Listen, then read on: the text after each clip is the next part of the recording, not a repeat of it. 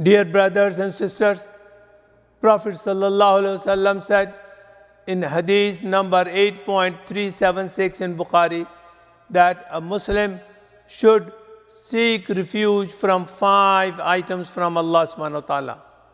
What are those?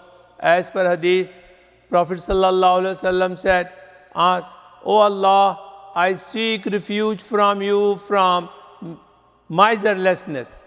O Allah, I seek refuge with you from cowardness. O Allah, I seek refuge from you being sent back to the old age. O Allah, I seek refuge from you from the affliction of the Dajjal. O Allah, we seek refuge from you for the punishment of the grave. These are the 5 things. What are those 5 things? Being miser or stinginess. Number 2, being coward. Number 3, being old, totally dependent, and nothing that can be done by yourself. Number 4 is the refuge from Dajjal. Number 5 is the punishment from grave.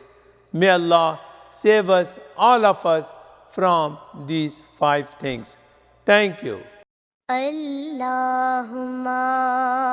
salli ala Sayyidina Muhammadin wa ala